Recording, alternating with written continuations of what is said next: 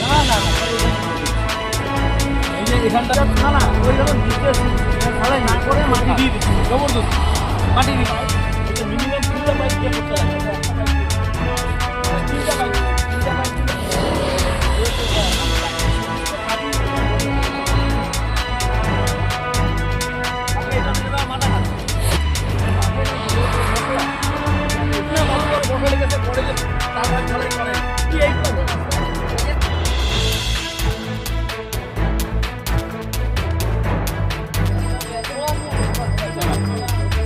মাটির ডিপ নাই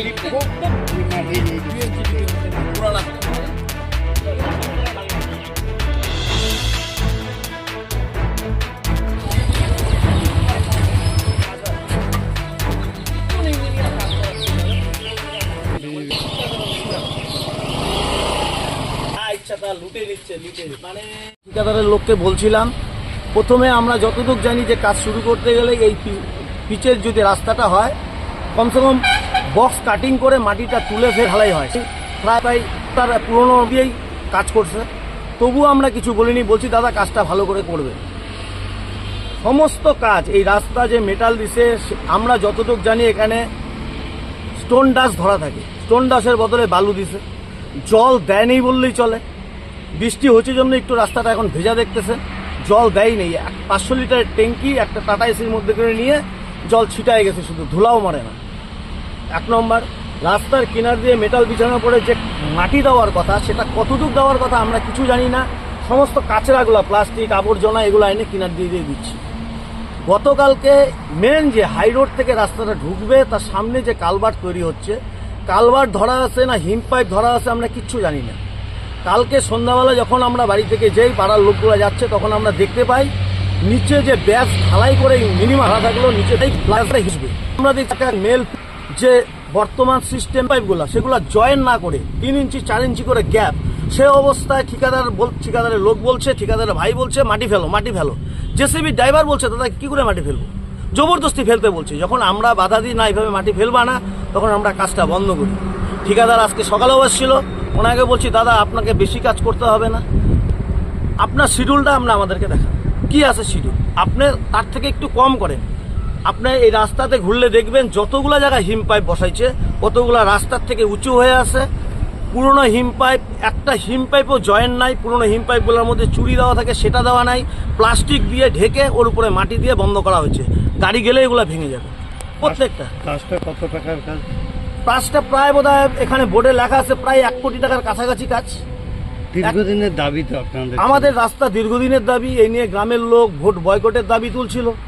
তারপরে এই কাজটা শুরু হয়েছে, আমরা খুব খুশি। যেখান থেকেই কাজটা হোক আমরা তাদের সাধুবাদ জানাই, কিন্তু কাজটা যাতে সঠিক কাজ হয়, আমরা পাড়ার লোক, পাড়ার এই রাস্তা সবাই ব্যবহার করবে, যাতে সঠিক কাজ হয় সেটাই আমাদের সবার চিন্তা ভাবনা। এখন কি চাচ্ছেন তাহলে? আমরা চাচ্ছি ঠিকাদার আমাদেরকে শিডিউলটা দেখাক।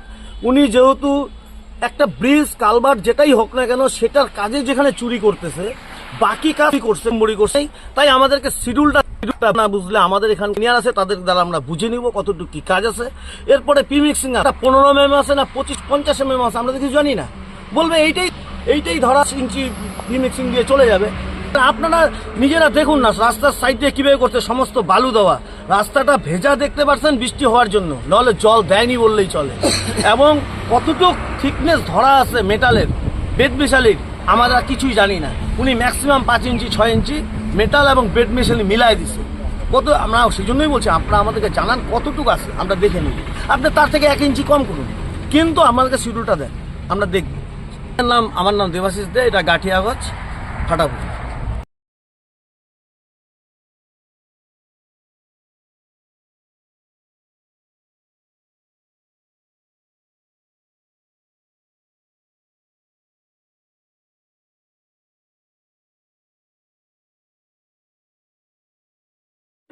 সেই জন্য আমরা ভোট বয়কটও করেছিলাম। তারপরে আমাদের প্রশাসনিক তরফ থেকে আশ্বাস দিয়েছে রাস্তাটা হবে, তার কাজ শুরু হয়েছে। আমরা এখন পর্যন্ত রাস্তাটা এর শিডিউল কি আছে এবং ঠিকাদার যে আছে যার আন্ডারে কাজটা হচ্ছে ওনাকে বলা হয়েছে বারংবার শিডিউলটা আমাদেরকে একবার দেখান। শিডিউল কি আছে? উনি বলছে ইঞ্জিনিয়ার বুঝে নিবে। এবার উনি কাজ করছে ইঞ্জিনিয়ার বুঝে নিবে, ইঞ্জিনিয়ার কবে আসবে না আমরা কি করে বুঝবো? এবং হিম পাইপগুলো যে বসাচ্ছে তার একটা গার্ডওয়াল দরকার, সেই গার্ডওয়ালটুকু দিচ্ছে না, তাহলে এই রাস্তা কতদিন লাস্টিং করবে? তারপরে হচ্ছে রাস্তা যে কাজ হয়েছে এখন পর্যন্ত কংক্রিট হয়নি, শুধু বেড মিশিয়ে পড়েছে, তাতেই রাস্তা অর্ধেক টাকা ভেঙে গেছে। এটার উপরে পিচ বসলে রাস্তা করবে। কি চাইছেন আপনারা? আমরা চাই আমাদের শিডিউল মাফিক কাজটা যেন ভালোভাবে হয়। এই শিডিউল মাফিক রাস্তার আমাদেরকে দেখান, কাউকে উনি দেখাচ্ছেন না কেন? কাউকে জানানো হয়েছে এই বিষয়ে নিয়ে? না, সেই হিসাবে আপনাদের মিডিয়াকে জানানো হলো এবং আমরা ঠিকাদারকে জানিয়েছিলাম, ঠিকাদার কিছু বলছিল না, এবং ওনার আন্ডারে যেসব ছেলেরা কাজ করে তারা তো কিছুই বলতে পারে না। প্রধানকে জানিয়েছেন? প্রধানকে জানানো হয়নি, আজকে আমরা জানাবো, প্রয়োজনের মধ্যে লিখিতভাবে জানাতে হবে। স্থানীয় পঞ্চায়েতকে বিষয়ে স্থানীয় পঞ্চায়েত জানিয়ে যাবে। কি নাম আছে? অমল শর্মা। হচ্ছে সেটা আমি জানি, এবং সেই রাস্তাটা যখন শিলান্যাস হয় ইলেকশনের আগে তখনও আমি গিয়েছিলাম, এবং কাজ যদি খারাপ হয়ে থাকে অবশ্যই আমি অ্যাজ এ প্রধান হিসাবে আজই দেখতে যাব।